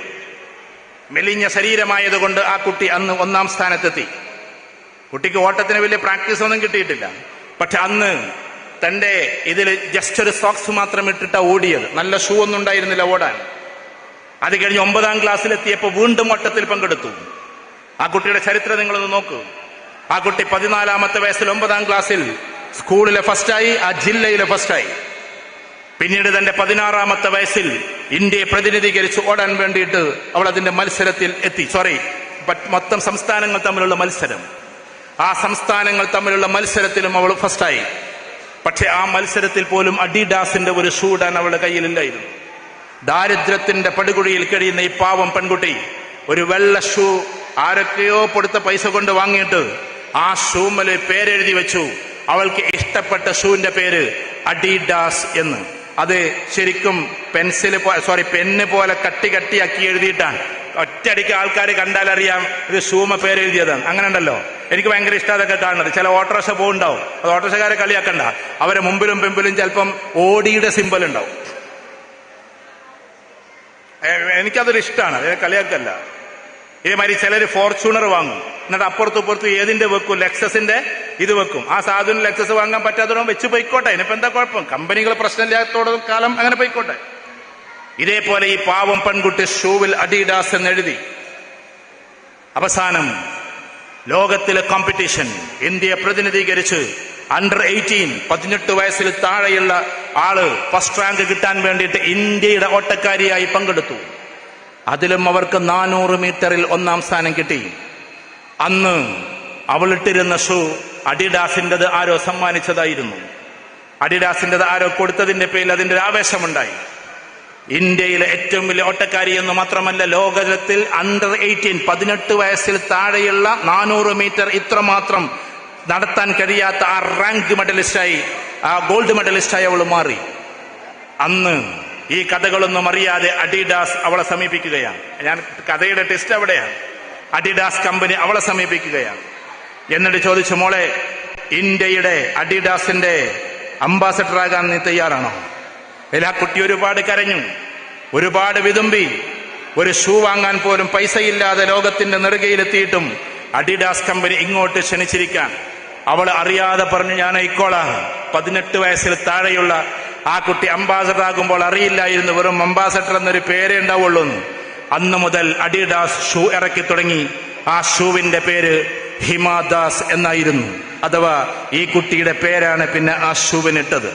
ഞാൻ പറഞ്ഞു വരുന്നത്, ഹിമാദാസ് എന്ന് പറയുന്ന ഈ പാവം പെൺകുട്ടി ഓടി ഓടി ലോകത്തിന്റെ നെറുകയിലെത്തി. ഏതൊരു ഷൂ ആണോ ഇടാൻ വേണ്ടി ആഗ്രഹിച്ചിട്ട് പേരെഴുതി വെച്ചത്, അതേ ഷൂ കമ്പനി അവളെ സമീപിച്ചിട്ട് ഇന്ത്യയുടെ അംബാസഡർ ആകാൻ വേണ്ടി ആഗ്രഹിക്കുകയാണ്. സി, നത്തിങ് ഈസ് ഇംപോസിബിൾ എന്നാണ് ഈ പറയുന്ന നെപ്പോളിയൻ ബോണപ്പാർട്ട് പറഞ്ഞതെങ്കിൽ, അടുത്ത സ്ലോഗൻ നിങ്ങൾ പറയേണ്ടത്, ഒരു മനോധൈര്യത്തിനെങ്കിലും പറയേണ്ടത്, ഇംപോസിബിൾ ഈസ് നത്തിങ് എന്നതാണ്. നെപ്പോളിയൻ ബോണപ്പാർട്ട് വലിയ പർവ്വതത്തിന്റെ, ഞാൻ ആ പർവ്വതത്തിന്റെ ഭാഗത്ത് പോയിട്ടുണ്ട് യൂറോപ്പിലെ, ആ പർവ്വതം ചൂണ്ടിക്കൊണ്ട് പറഞ്ഞത്, ഈ നിൽക്കുന്ന അമ്നഡ് പർവ്വതം പോലും എന്റെ തടസ്സങ്ങൾക്ക്, എന്റെ തീരുമാനങ്ങൾക്ക് തടസ്സമായി നിന്നാൽ അതിനെയും തകർത്ത് ഞാൻ എന്റെ ലക്ഷ്യത്തിലെത്തുമെന്നാണ്. അതിനെയും തകർത്ത് ഞാൻ എന്റെ ലക്ഷ്യത്തിലെത്തും. ഒരിക്കലൊരു ആപ്പിൾ കച്ചവടക്കാരുടെ അടുക്കൽ വേഷപ്രച്ഛന്നനായി നെപ്പോളിയൻ പോവാണ്. നെപ്പോളിയൻ ബോണപ്പാർട്ട്, ലോകത്തിന്റെ വലിയ ചക്രവർത്തി. അദ്ദേഹത്തിന്റെ ശവകുടീരത്തിൽ നമ്മൾ പോയിട്ടുണ്ട്. ഞാൻ പറഞ്ഞു വരുന്നത്, അദ്ദേഹം ഒരു ആപ്പിൾ എടുത്തിട്ട് ജസ്റ്റ് കഴിച്ചു. രാജാവാണ് എന്നുള്ള പേരിൽ കഴിച്ചതാ. പക്ഷെ വേഷപ്രച്ഛന്നായതുകൊണ്ട് ഈ സ്ത്രീക്ക് അത് മനസ്സിലായില്ല. നെപ്പോളിയന്റെ ഹിസ്റ്ററി എടുത്ത് നോക്കി. ആ വയസ്സത്തി ചോദിക്കാണ്, ആ കിളവി ചോദിക്കാണ്, അല്ലെങ്കിൽ ആ പാവം ഗ്രാൻഡ്മ ചോദിക്കാണ്, ഹു ആർ യു? നീ ആരാണ്? എന്റെ ആപ്പിൾ ഇങ്ങനെ എടുത്ത് കഴിക്കാൻ, അതും ചോദിക്കാതെ കഴിക്കാൻ നീ ആരാണ് എന്ന ചോദ്യത്തിന് നെപ്പോളിയൻ കൊടുത്തൊരു മറുപടിയുണ്ട്. അതെന്താണെന്നറിയോ? ബേസിക്കലി, അടിസ്ഥാനപരമായി, by birth I am an orphan. ജന്മന ഞാനൊരു അനാഥനാണ്. അനാഥനായിട്ടാണ് ഞാൻ ജനിച്ചത്. By birth I am an orphan. By profession by profession എന്റെ ജോലി എന്തെന്ന് ചോദിച്ചാൽ ഐ എം എ സോൾജിയർ. ഞാനൊരു പട്ടാളക്കാരനാണ്. By profession I am a soldier. ഞാനൊരു പട്ടാളക്കാരനാണ് എന്റെ പ്രൊഫഷണലി. ബട്ട് ബൈ അച്ചീവ്മെന്റ്, എന്റെ നേട്ടം എന്തെന്നറിയോ നിങ്ങൾക്ക്? I am the number 1 emperor in this world. ഇന്ന് ലോകത്തിൽ ജീവിച്ചിരിക്കുന്ന ഏറ്റവും വലിയ ചക്രവർത്തിയാണ് ഞാൻ. I am the Napoleon Bonaparte എന്നായിരുന്നു ആ സ്ത്രീയോട് അദ്ദേഹം കൊടുത്ത മറുപടി. ഇതേപോലെ ചിലപ്പോൾ നമ്മൾ ബൈ ബർത്ത് ഒരു ഓഫനായിരിക്കാം, ഒന്നിനും പറ്റാത്ത ആളായിരിക്കാം. അതിൽ കുട്ടികളോട് ഞാൻ പറയാം, സ്വന്തം ഉമ്മ അല്പങ്ങളോട് പറഞ്ഞിട്ടുണ്ടാവും, അന്നൊന്നിനും പറ്റൂല, വേഗം കെട്ടിച്ചയക്കണം, അങ്ങനെ ഉണ്ടല്ലോ, വേഗം കെട്ടിച്ചയക്കണം, അതാണ് ഇതാണെന്നൊക്കെ പറഞ്ഞിട്ട് ചിലപ്പോൾ പറയുന്നുണ്ടാകാം. മേ ബി അവിടെയും നമ്മൾ തളരുത്. ഈ അടുത്തിടെ ബിൽ ഗേറ്റ്സിന്റെ പ്രസംഗങ്ങൾ കേട്ടിട്ടുണ്ടാവുമല്ലോ. കേൾക്കണവര് കേൾക്കും. ആരപ്പ ബിൽ ഗേറ്റ്സിന്റെ ഒക്കെ പ്രസംഗം കേൾക്കണില്ലേ? വേറെ ഒക്കെ തന്നെ കേൾക്കാല്ലേ നമുക്ക് എന്നുള്ളത്. അദ്ദേഹം പറയുന്നുണ്ട്, ഞാൻ ഇവിടുത്തെ രക്ഷിതാക്കളോട് പറയണേ, അദ്ദേഹം +2 അപ്പുറം പഠിക്കാത്ത ഒരാളാ. ഈ ബിൽ ഗേറ്റ്സ് +2 അപ്പുറത്തേക്ക് പഠിച്ചിട്ടില്ല. അപ്പൊ അദ്ദേഹം പറയുന്നുണ്ട്, എന്റെ അമ്മ എന്നും എന്നെ താരതമ്യം ചെയ്യും. എല്ലാ ദിവസവും എന്റെ ഒരു അയൽവാസിയായൊരു കുട്ടിയും, എന്റെ അയൽവാസിയായ കുട്ടികൾ, കണ്ടില്ലേ അവനെ നീ നോക്ക്, അവനെ കണ്ട് പഠിക്ക്, അങ്ങനെയല്ല എല്ലാവരും പറയാം, അവനെ നീ നോക്ക്, അവനെ കണ്ട് പഠിക്ക്, ഇങ്ങനെ പറഞ്ഞുകൊണ്ടിരിക്കും. അവസാനം അവൻ പോലും അറിയാതെ ഞാൻ അവന്റെ ശത്രുവായി. കാരണം എന്താ? എപ്പോഴും അമ്മ കമ്പാരിസൺ നടത്തൽ അവനായിട്ടാണ്. അങ്ങനെ അവൻ പഠിച്ചു വലുതായി, ഗോൾഡ് മെഡലിസ്റ്റായി, വലിയ കമ്പനിയിൽ ലക്ഷങ്ങൾ സാലറി വാങ്ങിക്കുന്ന ഒരാളായി അവൻ മാറി. എന്നിട്ട് അദ്ദേഹം പറയാണ്, അദ്ദേഹം ലോകത്തിൽ അറിയപ്പെടുന്ന ഏറ്റവും വലിയൊരു കമ്പനിയിലെ ഉന്നത പൊസിഷനിലിരിക്കുന്ന ഒരാളാണ്. കോടികളാണ് ഇന്ന് അദ്ദേഹം വർഷത്തിൽ വാങ്ങുന്ന സാലറി. പക്ഷെ അദ്ദേഹത്തിന് സാലറി കൊടുക്കുന്നത് ഞാനാണ്. That is bill Gates. അദ്ദേഹത്തിന് സാലറി കൊടുക്കുന്നത് ഞാൻ ഈ പറഞ്ഞത് എൻ്റെ രക്ഷിതാക്കളോടാണ്. നമ്മൾ ഈ +2 SSLC അതിലെ A+ കണ്ടാണ് നമ്മളെ കുട്ടികളെ താരതമ്യം ചെയ്യാൻ നിൽക്കരുത്. ഭാവിയിൽ നമ്മളെ കുട്ടികളെ എവിടെ എത്താന്ന് ആർക്കും പറയാൻ പറ്റില്ല. അവിടെ താരതമ്യം ചെയ്യൽ നിർത്തിയേക്ക്. പണ്ടത്തെ ഉമ്മാര് പഠിക്കണവരെ വെച്ചിട്ടല്ല താരതമ്യം ചെയ്യുക. മരിക്കാൻ നേരത്ത് മറ്റു മക്കളോട് പറയും, എടാ എന്റെ കുഞ്ഞോന്റെ കാര്യങ്ങൾ നോക്കണട്ടാ, ഓന്റെ കാര്യത്തിലേക്ക് ബേജാറുണ്ട്. കാരണം കുഞ്ഞോൻ ചിലപ്പോൾ എന്തായിരിക്കും, കുറച്ച് താഴെയാളായിരിക്കും. കാര്യമായിട്ട് പിന്നെ എന്താ പറയാ, ഒന്നും ചെയ്യാൻ പറ്റും. ഒരു ഉദാഹരണം പറഞ്ഞതാണ്. കാരണം പഴയ ഉമ്മമാർക്ക് തളർന്ന കുട്ടികളോടായിരുന്നു സ്നേഹം കൂടുതൽ. ഇന്നത്തെ തള്ളമാരത് മാറ്റി. ഞാൻ അങ്ങനെ പറയുള്ളൂ. കാരണം പ്രതിഭകളായ കുട്ടികളോടാ കൂടുതൽ ഇഷ്ടം. എന്നിട്ട് അവനെ നോക്കി കണ്ടുപിടിക്കും, ഇവനെ നോക്കി കണ്ടുപിടിക്കും. ആര് പറഞ്ഞു അങ്ങനെ പറയാൻ? എപ്പോഴും നമ്മൾ ഇല്ലായ്മയുടെ ആളുകളെയാ നെഞ്ചിൽ ചേർക്കണ്ടേ. ബുദ്ധിയുള്ളവർ വളരും, അവരൊന്നും പിന്നാലെ കുറെ കൂടേണ്ട കാര്യമില്ല. ഞാനൊരു അധ്യാപകനാണ്. 23-ാമത്തെ വയസ്സിൽ അധ്യാപകനായ ഒരാളാണ്. എന്റെ ആദ്യത്തെ വിദ്യാർത്ഥികളും ഞാനും തമ്മിൽ 3 വയസ്സിന്റെ വ്യത്യാസമേ ഉള്ളൂ. കാരണം ഞാൻ 23-ാം വയസ്സിൽ പഠിപ്പിക്കാൻ പോയത് ഡിഗ്രി ക്ലാസ്സിലാണ്. അപ്പൊ ഡിഗ്രിയിൽ ഇരിക്കുന്നവരൊക്കെ 20 വയസ്സുകാരാണ്. ഇത്രയും വർഷത്തെ അധ്യാപനത്തിൽ ഞാൻ മനസ്സിലാക്കിയ ഒരു കാര്യം, പഠിക്കുന്നവർക്കൊക്കെ സല്യൂട്ട് നൽകിക്കൊണ്ട് പറഞ്ഞോട്ടെ, നന്നായി പഠിക്കുന്നവര് വല്ലാണ്ടൊന്നും പിന്നെ അധ്യാപകരിലേക്ക് തിരിഞ്ഞു നോക്കാറില്ല. കാരണം അവരുടെ ഒരു സ്വന്തമായിട്ടൊരു ഇതെന്താന്ന് വെച്ചാൽ, ഞാൻ നന്നായി പഠിച്ചു, ഞാൻ നന്നായി വളർന്നു എന്നുള്ളതാണ്. ചിലപ്പം പഠിപ്പിച്ച അധ്യാപകരുടെ പേര് പോലും പറയാൻ അവർക്ക് മടിയായിരിക്കും. ചിലപ്പോൾ സാധാരണ കോളേജിലായിരിക്കും അവർ പഠിച്ചിട്ടുണ്ട്, ആ കോളേജിന്റെ പേരൊന്നും പറയൂല, കാരണം അവർ വലിയ ആൾക്കാരായിട്ടുണ്ടാവും. പക്ഷേ എപ്പോഴും നമ്മളെ തേടിയെത്താറുള്ളത് ബാക്ക് ബെഞ്ചിലിരുന്നിട്ട് ഉയർത്തിക്കൊണ്ടുവന്ന കുട്ടികളാണ്. പഠിക്കില്ല എന്ന് നമ്മൾ കണ്ട കുട്ടികളാണ്. അവരുടെ കമ്മിറ്റ്മെന്റും അവരുടെ വളർച്ചയും അവരുടെ ഉയർച്ചയും അവരുടെ നേച്ചറും അവരുടെ ബിഹേവിയറും മറ്റുള്ളവർ കാണാറില്ല. ഞാൻ പഠിക്കുന്നവർക്കെല്ലാം സല്യൂട്ടും നൽകിക്കൊണ്ട് പറഞ്ഞോട്ടെ. അപ്പൊ അതുകൊണ്ട് പഠിക്കാത്ത കുട്ടികളെ നമ്മൾ ഒരിക്കലും അകറ്റി നിർത്തരുത്, വാശി പിടിക്കരുത്. എന്റെ മക്കളെ ഇതെന്നാക്കണം, ഞാനെന്ന് പറഞ്ഞാൽ മുർശിങ്ങാനകം കുടുംബത്തിലെ അംഗമാണ് എന്നും പറഞ്ഞിട്ട് എന്റെ മകനെ ഡോക്ടറെന്നാക്കണം എന്ന് വിചാരിക്കണ്ട. ഡോക്ടർ ആകേണ്ടവരായാൽ മതി. മാഷൊക്കെ ക്ഷമിക്കണം കേട്ടോ. ഡോക്ടർ ആകേണ്ടവരായാൽ മതി. എല്ലാരും പിടിച്ചിട്ട് എന്തിനാ ഡോക്ടറാക്കുന്നത്? തന്നെ ഈ ഡോക്ടേഴ്സിനെ ഇരുത്തിക്കൊണ്ട് തന്നെ പറഞ്ഞോട്ടെ, ലോകത്തിലെ 36-ാം സ്ഥാനത്ത് നിൽക്കുന്ന പ്രൊഫഷന്റെ പേരാണ് ഡോക്ടർ. അതിന്റെ മേലെ 35 ഉണ്ട്. നമ്മളെ കേരളത്തിൽ ഡോക്ടർ ക്ഷമിക്കണം കേട്ടോ, അതിലും വലിയ ഡോക്ടർ, മാഷുക്കിനേക്കാളും വലിയ ഡോക്ടർ അവിടെ ഇരിക്കണേ. ഞാൻ ഇന്റർനാഷണൽ കരിയർ ചർച്ച ചെയ്യുന്ന ഒരാളെന്ന് നിനക്ക് നിങ്ങളോട് പറയാം. ഡോക്ടേഴ്സ് എന്ന് പറഞ്ഞിട്ടുണ്ടെങ്കിൽ ഏറ്റവും നല്ലവരാണ്. മനുഷ്യന്റെ ജീവനും കൊണ്ട് കളിക്കുന്നവരാണ്. ജീവനും കൊണ്ട് പ്രത്യേകിച്ച് കുറച്ച് ധീരമുള്ള ഡോക്ടറെ പോലെയുള്ള ഡോക്ടറൊക്കെ ആണെങ്കിൽ നമുക്കൊരു സമാധാനമാണ്. അങ്ങനെ ഉണ്ടല്ലോ, ഓപ്പറേഷന് വേണ്ടിയിട്ട് അകത്തേക്ക് കയറുമ്പോൾ, പരിശോധിക്കാൻ വേണ്ടിയിട്ട് അകത്തേക്ക് കയറുമ്പോൾ തോളത്ത് തട്ടിയിട്ട് ഞാൻ അള്ളാഹിനോട് ദ്വാരന്നിട്ടുണ്ട് കേട്ടോ എന്ന് പറയുമ്പോൾ നമുക്കൊരു വല്ലാത്ത സമാധാനമാണ്. മനസ്സിലായോ? കാരണം ദീനിയായ ഡോക്ടേഴ്സിനെ നമുക്ക് വല്ലാത്തൊരു ഇഷ്ടം. അത് ദീനിയാവണമെന്നില്ല, ഒരു സംസ്കാരമുള്ള ആളായാലും മതി. ഞാൻ എവിടെയോ സൂചിപ്പിച്ചിട്ടുണ്ട്, എനിക്ക് 17 വയസ്സിലൊരു ആക്സിഡന്റ് ആയതും എന്റെ കൂടെയുള്ള ആൾ മരിച്ചതൊക്കെ ഞാൻ വീണ്ടും ആവർത്തിച്ചു പറയില്ല. അങ്ങനെ ബില്ലിങ്ങനെ വന്നപ്പോ അയാൾ മരിക്കുകയും ചെയ്തു. ബില്ലിങ്ങനെ വന്നപ്പോ 1.25 2.25 ലക്ഷം ഉറുപ്പിയായിട്ടാണ് അത്രയും ദിവസം ആശുപത്രി കിടന്നതിന്റെ, ഓപ്പറേഷൻ ചെയ്തതിന്റെ. ജോസ് ചാക്കോ പെരിയാപുരം ഡോക്ടർക്കറിയാം, എറണാകുളത്തെ ഏറ്റവും ടോപ്പ് ഡോക്ടറാണ്. ഇന്ന് കേരളത്തിൽ കിട്ടാവുന്ന ഹൃദയ മാറ്റിവെക്കൽ ശസ്ത്രക്രിയയിൽ 1-ാം സ്ഥാനത്ത് നിൽക്കുന്ന ആളാണ്. അതുകൊണ്ട് ഉമ്മൻചാണ്ടി സർക്കാരിന്റെ സമയത്ത് തിരുവനന്തപുരത്ത് നിന്ന് ഹൃദയം കൊണ്ടുവന്ന് എറണാകുളത്തുള്ള ഒരാൾക്ക് 1 മണിക്കൂർ കൊണ്ട് വെച്ചു കൊടുത്ത ഡോക്ടേഴ്സ് ഗ്രൂപ്പിന്റെ തലവന്റെ പേരാണ് ഡോക്ടർ ജോസ് ചാക്കോ പെരിയാപുരം. പക്ഷെ ഈ സംഭവമൊക്കെ സംഭവിക്കുന്നതിന് മുമ്പ് ആ ഡോക്ടർ എനിക്കറിയാം. ഞാനന്ന് 17 വയസ്സുള്ള ആളാണ്. ആ ബില്ലും കണ്ട് തന്നപ്പോ അത് എങ്ങനെ അടക്കണ്ടെന്ന് അറിയില്ല, അത്രയും പൈസയുണ്ട് അതിൽ. അപ്പൊ ഈ ഡോക്ടർ എന്താ ചെയ്തെന്നറിയോ? ജോസ് ചാക്കോ പെരിയാപുരം നല്ലൊരു പാർക്ക് പേന കണ്ടെടുത്തിട്ട്, പാർക്കർ പേനയുണ്ടല്ലോ, അതും കണ്ടെടുത്തിട്ട് ഒരൊറ്റ വരെയാണ്. ഏതിന്റെ മേലെന്നറിയോ? ഓപ്പറേഷൻ ഫീ എന്ന് പറഞ്ഞൊരു സാധനം ഉണ്ടാവുമല്ലോ, ബാക്കിയൊക്കെ ഹോസ്പിറ്റലിലെ പല ഫീ ആണ്. അത് 80,000 എത്ര ഉണ്ട്, അതൊരൊറ്റ വെട്ടലാണ്. എന്നിട്ട് പറഞ്ഞു, മോനെ ബാക്കിയുള്ളത് അടച്ചോളൂ എന്ന് പറഞ്ഞു. പ്രിയപ്പെട്ട ജോസ് ചാക്കോ പെരിയാപുരത്തിന് 1000 അഭിവാദ്യങ്ങൾ. കാരണം അന്ന് 80,000 ഉറുപ്പ്യ എന്ന് പറഞ്ഞാൽ 8 ലക്ഷം രൂപയ്ക്ക് ഈക്വലാണ്. ആ സമയത്താണ് ഇദ്ദേഹം അത് ഒഴിവാക്കുന്നത്. അങ്ങനത്തെ ഒരുപാട് ഡോക്ടേഴ്സ് ഉണ്ട്, ഒരുപാട് ഡോക്ടേഴ്സ്. ഈ ഡോക്ടർക്ക് ഓർമ്മ ഉണ്ടോ എന്ന് എനിക്ക് അറിഞ്ഞുകൂടാ. ഞാനൊരിക്കലും ഒരു അറബിനായിട്ട് നിങ്ങളെടുത്ത് വന്നു. അറബിനായിട്ട് വന്നപ്പോൾ അദ്ദേഹം പിന്നെ മുളക് കഴിച്ചിട്ടുള്ളൊരു പ്രശ്നം ഉണ്ടായി. കുറേ മുമ്പാണ് കേട്ടോ, നിങ്ങൾക്കത് ഓർമ്മ ഉണ്ടാവില്ല. എൻ്റെ ഒരു സുഹൃത്തായി വന്നതാണ്. അദ്ദേഹത്തിന് ആരോ നല്ല ബിരിയാണി എടുത്തപ്പോൾ ഒരു മുളക് ഉണ്ട്. അറബികൾ മുളക് കണ്ട പിന്നെ ആശുപത്രിക്ക് പോയി. അപ്പൊ അദ്ദേഹം അറബിയിൽ ഇത് പറയുന്നുണ്ട്. നിങ്ങൾക്ക് ഇന്ന് അറബി അറിയായിരിക്കും, അന്ന് അത്ര പിടുത്തുണ്ടാവില്ല തോന്നുന്നുണ്ട്. അദ്ദേഹം വരച്ചു തന്ന് മുളകിനെ. ഞാൻ മെഡിസിൻ വാങ്ങാൻ വേണ്ടി പുറത്തുപോയപ്പോൾ മുളക് വരച്ചു തന്നപ്പോൾ അത് വഴുതനങ്ങായിപ്പോയി. ബെരച്ചപ്പോ ഇത് ബെരക്കറിയണ്ട മുളകാണെന്നുള്ളത് എനിക്ക് നല്ല ഓർമ്മയുണ്ട്. അന്ന് ഡോക്ടർ ഇത്ര നരച്ചിട്ടൊന്നുമില്ല. ഞാൻ പറഞ്ഞത് ഒരു 10-15 വർഷം മുമ്പുള്ള കഥയാണ്.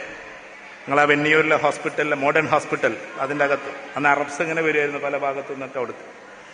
ഏതായിരുന്നാലും ഞാൻ പറഞ്ഞു വരുന്നത് എന്തെന്ന് വെച്ചാൽ, ഡോക്ടേഴ്സ് അഭിവാദ്യങ്ങളാണ്, അവരേറ്റവും ടോപ്പ് പൊസിഷനിലിരിക്കുന്നവരാണ്. പക്ഷേ അതിനും മുകളിലേക്ക് കയറാൻ നമുക്ക് പറ്റും. എല്ലാവരും ഡോക്ടേഴ്സ് ആകണം നിർബന്ധമൊന്നുമില്ല. പക്ഷെ ഡോക്ടേഴ്സ് ആകേണ്ട ആൾക്കാർ അതാക്കിയേ പറ്റൂ. നീറ്റ് എക്സാം എഴുതിപ്പിക്കണം, നല്ല റാങ്കിങ്ങിലേക്ക് എത്തിപ്പിക്കണം. പറ്റുമെങ്കിൽ എയിംസ് ഒരുപാടുണ്ട്, അതിൽ ഡൽഹിയിൽ എത്താൻ പറ്റുമെങ്കിൽ അങ്ങനെ തന്നെ എത്തണം. അതിന് താഴെയായിട്ട് ജിപ്മറിൽ എത്താൻ പറ്റുമെങ്കിൽ അതിന്റെ ഇത് എഴുതിയിട്ട് അത് എത്തണം. അറ്റ്ലീസ്റ്റ് നമ്മൾ ഇവിടുത്തെ മെഡിക്കൽ കോളേജിലെങ്കിലും എത്തണം. Kozhikode medical college, Thiruvananthapuram medical college, അതിന്റെ താഴെയാണെങ്കിലും കുഴപ്പമൊന്നുമില്ല. ഞാൻ പറഞ്ഞു വരുന്നത് ഡോക്ടേഴ്സ് ആകേണ്ടവരായേ പറ്റൂ. ഇപ്പൊ ഇവിടെ 2 ഡോക്ടേഴ്സിന് എന്റെ അറിവിലിട്ട്, ഇനിയും കുറെ ഡോക്ടേഴ്സിനാവും ആദരിക്കാനുണ്ടാവും. കാരണം കുടുംബത്തിലെ ഡോക്ടേഴ്സ് എന്ന അർത്ഥത്തിൽ ഉണ്ടാകും. ഇനി ആദരിക്കണില്ലെങ്കിൽ നിങ്ങളെ കുഴപ്പമൊന്നും ആക്കണ്ട, മനസ്സിലായോ? കാരണം അവരെന്നെ ഓർഗനൈസേഴ്സ് ആകുമ്പോൾ പിന്നെ അവരെന്നെ സ്വന്തം ഞാൻ സാഹിബ് എന്ന് പറഞ്ഞാൽ ആരും ആദരിക്കൂലല്ലോ. അപ്പൊ അതുകൊണ്ട് അതും ഉണ്ടാവാം. അപ്പൊ ഡോക്ടേഴ്സിനെ ആദരിക്കണം. പക്ഷേ ആ ഡോക്ടേഴ്സിനെ ആദരിക്കുന്ന കൂട്ടത്തിൽ ഈ കുടുംബത്തിൽ നിന്ന് ഉണ്ടോന്ന് എനിക്ക് അറിഞ്ഞുകൂടാ. ഉണ്ടാകില്ല എന്ന ഉറപ്പോട് കൂടി പറഞ്ഞോട്ടെ, അല്ലെങ്കിൽ ഉണ്ടാകുമായിരിക്കും. ഉണ്ടെങ്കിൽ നിങ്ങൾ പറയണം. മൂർഷിങ്ങാനകം കുടുംബത്തിൽ നിന്ന് ഇവിടെ വന്ന് ആദരം ഏറ്റുവാങ്ങുന്നത് ഈ ഇതുകൾ വാങ്ങിക്കുന്ന കൂട്ടത്തിൽ ഒരു സിവിൽ സർവീസുകാരൻ ഉണ്ടാകണം, ഒരു IAS-കാരൻ. അത് അതിനേക്കാളും മുകളിലാണ്. അല്ലെങ്കിൽ ഒരു IPS-കാരൻ ഉണ്ടാകണം, അല്ലെങ്കിൽ ഒരു IFS-കാരൻ ഉണ്ടാകണം, അല്ലെങ്കിൽ ഒരു IAS-കാരൻ, IRS-കാരൻ, ISS-കാരൻ, ഇന്ത്യൻ സ്റ്റാറ്റിസ്റ്റിക്സ് സർവീസ്, ISC, ഇതൊക്കെ ഉണ്ടാവണം. 24ഓളം ഓപ്ഷനിൽ ഏതെങ്കിലും കിട്ടിയ ആൾക്കാരുണ്ടാവണം. ഉണ്ടോ എന്ന് എനിക്ക് അറിഞ്ഞൂടാ. ഉണ്ടോ? ഇല്ലെങ്കിൽ അതിനുള്ള പണിയെടുക്കണ്ടേ? ഈ IAS എന്ന് പറയുന്ന സാധനം, അല്ലെങ്കിൽ സിവിൽ സർവീസ് എക്സാമിനേഷൻ 1000 കോടി ഒരു വാപ്പ ഗവൺമെന്റിനുണ്ടെ കൊടുത്താലും കിട്ടാത്തൊരു സർട്ടിഫിക്കറ്റാണ്. അതിന് തലന്നെ വേണം, അതിന് തലന്നെ വേണം. ഇനി സിവിൽ സർവീസുകാർ എഴുതിയാലും പൊട്ടുന്നൊരു എക്സാം ഉണ്ട്. എവിടെ? ഇന്ത്യയിൽ. നിങ്ങൾ അധികം അത് കേട്ടിട്ടുണ്ടാവില്ല. എന്റെ അറിവിൽ 3 സിവിൽ സർവീസുകാർ എഴുതിയിട്ട് പൊട്ടിയ പരീക്ഷ. അത് ആക്ച്വറിയൽ സയൻസ് ആണ്. ഇൻഷുറൻസുമായി ബന്ധപ്പെട്ട പോണ്ടെന്നൊക്കെ ഉള്ളത് വേറെ കാര്യം. ഹെവി സാലറിയാണ്. അങ്ങനെയുള്ള പൊസിഷനിലേക്ക് കയറാം. ഇനി അതല്ല, നിങ്ങൾക്ക് തോന്നാണ് എന്ന് വെച്ചാൽ കുറച്ച് ബിസിനസ്സിൽ എൻട്രി ചെയ്യണം. ഈ ബിസിനസ് എന്ന് പറഞ്ഞത് വല്ലാത്തൊരു സംഭവമാണ്. ഞാൻ വളരെ ശ്രദ്ധിക്കണേ. ഇതെന്താ കുടുംബ സംഗമത്തിൽ വന്നത് പറഞ്ഞെന്നാണ്. ഇതൊക്കെ പറഞ്ഞാലേ കുടുംബം ശരിയാവുള്ളൂ. അല്ലാതെ വെറുതെ എങ്ങനെ. ഇപ്പൊ നിങ്ങൾ ഇതിൽ കച്ചവടക്കാര് രാവിലെ മുതൽ വൈകുന്നേരം വരെ ഒരു ഷോപ്പിൽ നിന്ന് തിരിയുണ്ടെങ്കിൽ അതിന്റെ പേര് ബിസിനസ് എന്നല്ല. Is not business. അതിന്റെ പേരെന്താണെന്നറിയോ? അതിന്റെ പേര് സെൽഫ് എംപ്ലോയ്മെന്റ് എന്നാണ്. നമ്മളെന്നെ നമുക്ക് പണി കൊടുത്തു, നമ്മളെ നമുക്ക് സാലറി കൊടുക്കണം. അതിന്റെ പേരതാണ്. കേരളത്തിൽ ഏകദേശം 87% ബിസിനസ്സുകാരും സെൽഫ് എംപ്ലോയ്മെന്റിന്റെ ആൾക്കാരാണ്. സെൽഫ് എംപ്ലോയീസ് ആണ്, അല്ലാതെ ബിസിനസ് അല്ല. ബിസിനസ് എന്ന് പറഞ്ഞാൽ നമ്മൾ വീട്ടിൽ കിടന്ന് ഉറങ്ങുമ്പോഴും നമ്മൾ ലോകത്തിന്റെ ഏത് ഭാഗത്തായാലും നമ്മുടെ സിസ്റ്റം വർക്ക് ചെയ്ത് നമുക്ക് വരുമാനം വന്നുകൊണ്ടിരിക്കുന്നതിന്റെ പേരാണ് ബിസിനസ്. അതിലേക്ക് നമ്മുടെ കുടുംബത്തിലെ ആളുകൾ ഉയരണം. അതിനുവേണ്ടിയുള്ള ടാക്ടിക്സ് നമ്മൾ പഠിക്കണം. കുട്ടികൾക്ക് അത്തരത്തിൽ പോണെങ്കിൽ പഠിക്കേണ്ട സ്ഥലം ഏതാ? IIM ആണ്. അതിന് CAT എഴുതിപ്പിക്കണം, കോമൺ അഡ്മിഷൻ ടെസ്റ്റ് എഴുതിപ്പിക്കണം. അതേപോലെ തന്നെ വിദേശ യൂണിവേഴ്സിറ്റി എന്ന് പറയുമ്പോൾ ഇപ്പൊ എല്ലാവർക്കും വിദേശത്ത് പോയി പഠിക്കാൻ വലിയ പുതിയ ആഗ്രഹമാണ്. പക്ഷെ അതിന് പബ്ലിക് യൂണിവേഴ്സിറ്റിയിൽ എത്തണമെന്ന്. അല്ലാതെ ഈ പ്രൈവറ്റുകാർക്ക് പൈസയും കൊടുത്ത് 20 ലക്ഷം രൂപ ഫീസും അടച്ചിട്ട് IELTS ഇല്ലാതെ പോയി ഇരിക്കുന്നതിന്റെ പേരല്ല വിദേശ യൂണിവേഴ്സിറ്റി. അവിടെയും ഒരുപാട് പൊട്ടൻ യൂണിവേഴ്സിറ്റികളുണ്ട്. നിങ്ങൾ ലണ്ടനിലാന്ന് വിചാരിച്ചിട്ട് എല്ലാം ഭയങ്കര ടോപ്പാന്ന് വിചാരിക്കണ്ട. അള്ളാഹുവിന്റെ അനുഗ്രഹം കൊണ്ട് അങ്ങനെ ഒരുപാട് രാജ്യത്ത് ഞാൻ സന്ദർശിച്ചിട്ടുണ്ട്. ലണ്ടനിലെ കാംബ്രിഡ്ജും ഓക്സ്ഫോർഡൊക്കെ നമ്മൾ പോയിട്ടുണ്ട്. അവിടുത്തെ എല്ലാ യൂണിവേഴ്സിറ്റിയും എന്തല്ല, ടോപ്പ് റേഞ്ചിൽ നിൽക്കുന്നതല്ല. അപ്പൊ നിങ്ങൾ ചെയ്യേണ്ടത് എന്താ? ടോപ്പ് റേഞ്ച് യൂണിവേഴ്സിറ്റിയിലേക്ക് എത്താൻ വേണ്ടി ശ്രമിക്കണം. അത് ശ്രമിക്കണമെങ്കിൽ reference skill, data interpretation, analytical reasoning, critical evaluations, decision making skills, ഇതിനാണ് സ്കിൽ സെറ്റ് 6 എന്ന് പറയാം. അത് പാസ്സാവണം. അതിന് 7 എക്സാമിനേഷൻ ഉണ്ട്. അത് നിങ്ങൾക്ക് ഈ നെറ്റിലിരുന്നിട്ട് ചെയ്യാന്ന്. ഇതപ്പൊ എന്റെ മൊബൈലിൽ നിങ്ങൾ പോകുമ്പോ മാഷൂഖിനെ വൽക്കൊക്കെ കാണിച്ചു കൊടുക്കാം. ഒരു പയ്യനുണ്ട്, അഹമ്മദ് സിനാൻ, ലക്ഷദ്വീപേരനാണ്. ലക്ഷദ്വീപേര് പഠിക്കാൻ വരില്ല കേരളത്തിക്കാണ്. മലപ്പുറം ജില്ലയിലെ ഒരു ഇൻസ്റ്റിറ്റ്യൂട്ട് പഠിക്കുന്ന കുട്ടിയാണ്. ഇതേപോലെ ക്ലാസ് കേട്ടിട്ട് അവന് എൻട്രൻസ് എഴുതി. ഏതിന്റെ? ന്യൂയോർക്ക് യൂണിവേഴ്സിറ്റിയുടെ. നമ്മൾ മടിച്ചു നിൽക്കും. നമ്മളിപ്പോ ന്യൂയോർക്ക് യൂണിവേഴ്സിറ്റി ഒന്നും എഴുതാൻ നിൽക്കണില്ല. ന്യൂയോർക്ക് യൂണിവേഴ്സിറ്റി എൻട്രൻസ് എഴുതി അവന് 2 കോടി രൂപയാ സ്റ്റൈപ്പൻഡ്. അവന്റെ പോസ്റ്ററിന്റെ വാർത്തകളുണ്ട്. അഹമ്മദ് സിനാൻ അധികം ഭയങ്കര പ്രതിഭയായിട്ട് നിങ്ങൾക്ക് തോന്നരുത്. സിസ്റ്റമാറ്റിക് ആയിട്ട് പഠിച്ച കുട്ടികൾക്ക് അവിടെ എത്താൻ പറ്റും. അവിടെ എത്താൻ പറ്റുന്നു. ഇന്ന് ഈ ഇന്ത്യ എന്ന് പറയുന്ന രാജ്യത്തിനെ മുൻകഴിഞ്ഞ കാലങ്ങളിൽ വലിയ ഇതിഹാസപൂർവ്വമാക്കി മാറ്റിയ ആൾക്കാരൊക്കെ പുറത്തു പഠിച്ചവരാണ്. ഞാൻ പുറത്ത് തന്നെ പഠിക്കണം എന്ന് പറയില്ല. IITയും IIM ഈ പറയുന്ന എയിംസും ഇതൊന്നും മെഡിക്കൽ കോളേജൊന്നും കിട്ടിയില്ലെങ്കിൽ പിന്നെ പുറത്തുപോയി പഠിക്കാമല്ലോ. ആ പുറത്തുപോയി പഠിക്കുന്നതിന് ഏറ്റവും ടോപ്പ് യൂണിവേഴ്സിറ്റീസിലേക്ക് എത്തണം. അതിന്റെ ടെസ്റ്റുകളുണ്ട്. ഞാൻ ഇത് പറയുമ്പോൾ നിങ്ങൾ എവിടെ അത് പറയുന്നത് പൊന്നാനി വന്ന് പറയണമെന്നാണ്. ഞാൻ ഇത് തിരൂരിലൊരു സ്കൂളിൽ തിരൂരിലൊരു സ്കൂളിൽ പറഞ്ഞുകൊണ്ടിരിക്കുകയാണ്. ഇനി മക്കളെ, നിങ്ങൾ സ്കൂളിന്റെ പേരാണ്ട് പറഞ്ഞ MES സെൻട്രൽ സ്കൂൾ. MESൽ ഞാൻ ഓഗസ്റ്റ് 15 അവിടുത്തെ 3000 കുട്ടികളോട് അവരുടെ രക്ഷിതാക്കളോട് സംസാരിച്ചുകൊണ്ടിരിക്കുക. ഒരു ഗ്രാൻഡ് പ്രോഗ്രാമാണ്. ഇനി MES ഉയരേണ്ടത് ഇവിടെ നിന്ന് LSEയിലേക്ക് കുട്ടികൾ എത്തണം. LSE എന്ന് പറഞ്ഞാൽ ലണ്ടൻ സ്കൂൾ ഓഫ് എക്കണോമിക്സിലേക്ക്. അത് പറഞ്ഞപ്പോ അവിടുത്തെ ഒരു ആള് വന്നിട്ട് എന്റെ ചെവിയിൽ പ്രസംഗിച്ചുകൊണ്ടിരിക്കണ എന്റെ ചെവിയിൽ വന്നിട്ട് പറഞ്ഞു, സാർ, കഴിഞ്ഞ വർഷം ഒരു കുട്ടി ഇവിടുന്ന് പോയിട്ടുണ്ട് LSEയിലേക്ക്. തിരൂരുകാരനായ പയ്യൻ. ടിക്കറ്റിന്റെ ചാർജ് അടക്കം യൂണിവേഴ്സിറ്റി അയച്ചു കൊടുക്കും. അതാണ് LSE. എന്തുകൊണ്ട് നമുക്ക് എഴുതിക്കൂടാ? ഞാനിത് പറഞ്ഞുകൊണ്ടേയിരിക്കും. ചിലപ്പോൾ എന്നെ കുറിച്ചുള്ള അപവാദം, അദ്ദേഹം വായ തുറന്നാൽ ലോകത്തിൽ ഏറ്റവും ടോപ്പ് യൂണിവേഴ്സിറ്റിയെ പറയുള്ളൂ എന്നാണ്. പറഞ്ഞോട്ടെ, അതിലേക്ക് എത്തുന്ന എനിക്കറിയാം. ചിലപ്പോൾ അങ്ങനെ എത്തിയേക്കാം. പഴയകാല നേതാക്കന്മാരൊക്കെ ഇപ്പൊ രാഷ്ട്രീയം കഴിഞ്ഞതുകൊണ്ടും തെരഞ്ഞെടുപ്പ് കഴിഞ്ഞതുകൊണ്ടും പറയാം. കാരണം ആ സമയത്തൊക്കെ പഴയ കാലത്ത് നിയമസഭയിൽ നിന്നിട്ട് പറഞ്ഞിരുന്ന രാഷ്ട്രീയം പറയല്ലോ കേട്ടോ, CH പോലുള്ള ആളുകൾ 70 കൊല്ലം അപ്പുറത്തേക്കുള്ള കാര്യങ്ങളായിരുന്നു പറഞ്ഞിരുന്നത്. 70 കൊല്ലം അപ്പുറത്തേക്ക്. അതേപോലെ ഇപ്പൊ നമ്മൾ അതിന്റെ ചെറിയ ചുവട് പിടിച്ചുകൊണ്ട് പറഞ്ഞോട്ടെ, രാഷ്ട്രീയമല്ല ഞാൻ പറയുന്നത്, നമ്മുടെ കുട്ടികൾ എത്തണം. ഇതേപോലെ കോഴിക്കോട് കടലോര പ്രദേശത്ത് MM സ്കൂൾ, ഭാവിയിൽ ക്യാമറയിലൂടെ കാണുമല്ലോ സ്കൂളുകാരൊക്കെ. MESും കാണും, MM സ്കൂളും കാണും. അവരിത് ഒരു 8 മിനിറ്റ് ക്ലിപ്പാക്കിയിട്ട് ചിലപ്പം വിട്ടൊന്നും വരും. ഞാനായിട്ട് എന്റേത് യൂട്യൂബിലൊന്നും ഇടുന്നില്ല. ഒരുപാട് വീഡിയോസ് ഉണ്ട്. ആരൊക്കെ പൈസ വാങ്ങുന്നുണ്ട്. ഞാൻ ഇതുവരെ 1000 രൂപ പോലും വാങ്ങിയിട്ടില്ല. അപ്പൊ ഞാൻ പറഞ്ഞു വരുന്നത്, MM സ്കൂൾ കടലോര പ്രദേശത്തെ സ്കൂളാ, കടപ്പുറത്തെ സ്കൂളാ MM സ്കൂൾ കാലിക്കറ്റ്. ആ കാലിക്കറ്റ് സ്കൂളിൽ ഇതേപോലെ ഞാൻ ഇന്ന് സംസാരിക്കാൻ മാനേജ്മെന്റിൽ ആള് വന്നിട്ട് പറഞ്ഞു, സാർ, എന്റെ മോന് കഴിഞ്ഞ വർഷം LSEയിലെത്തി. ആരാ ലണ്ടൻ സ്കൂൾ ഓഫ് എക്കണോമിക്സ് പഠിച്ചത്? ലണ്ടൻ സ്കൂൾ ഓഫ് എക്കണോമിക്സിൽ പഠിച്ചിറങ്ങിയതിനു ശേഷമാണ് ഡോക്ടർ ബി ആർ അംബേദ്കർ നമ്മുടെ ഈ പറയുന്ന ഭരണഘടന ഉണ്ടാക്കിയത്. അദ്ദേഹത്തിന്റെ പഴയകാല ഹിസ്റ്ററി നോക്ക്. അദ്ദേഹം പഠിച്ചത് LSEയിലാണ്. ഇന്ത്യയുടെ ഭരണഘടനയുടെ നിർമ്മാതാവ് എന്നറിയപ്പെടുന്ന ഡോക്ടർ BR അംബേദ്കർ പഠിച്ചത് അവിടെയാണ്. കേരളത്തിൽ നിന്ന് ഇന്നേ വരെ ഇന്ത്യയുടെ പ്രസിഡന്റായ ഒരൊറ്റ ആളേ ഉള്ളൂ. വേറെ ഒരൊറ്റ മലയാളിയും ഇന്നേ വരെ ഇന്ത്യയുടെ പ്രസിഡന്റ് ആയിട്ടില്ല. Number 1 citizen of India. ഇന്നത്തെ കാലത്ത് അതിന് വലിയ വില ഒന്നും കൊടുക്കുന്നില്ലെങ്കിൽ പോലും അതൊരൊറ്റ മലയാളിയേ ഉള്ളൂ, ഡോക്ടർ KR നാരായണൻ. ആ ഡോക്ടർ KR നാരായണന്റെ പ്രൊഫൈൽ എടുത്തു നോക്ക്. അദ്ദേഹം എവിടുത്തെ വിദ്യാർത്ഥിയാണെന്നറിയോ? ലണ്ടൻ സ്കൂൾ ഓഫ് എക്കണോമിക്സിലെ വിദ്യാർത്ഥിയാണ്.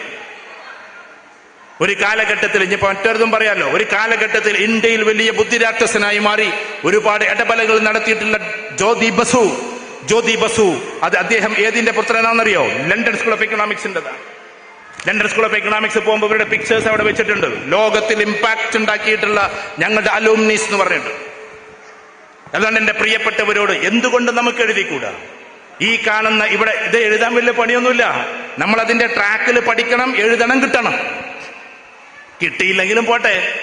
അങ്ങനെ നമ്മൾ വിദ്യാഭ്യാസത്തിലൂടെ ഉയർന്നു, ഉന്നതമായ വിദ്യാഭ്യാസത്തിലൂടെ ആ വിദ്യാഭ്യാസത്തിന് വേണ്ടിയിട്ടുള്ള കാര്യങ്ങളൊക്കെ നടപ്പിലാക്കാൻ, അത്രമാത്രം അവർ നടപ്പിലാക്കുമെന്ന് പറഞ്ഞില്ല, എന്നാലും ഞങ്ങളിലേക്ക് ഒരു ടാർഗറ്റ് തരിക, നമ്മുടെ കുടുംബത്തിൽ നിന്നും കടന്നു പോകട്ടെ.